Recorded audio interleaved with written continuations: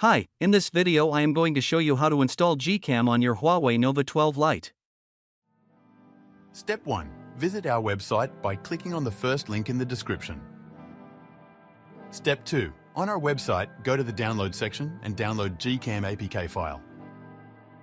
Step 3.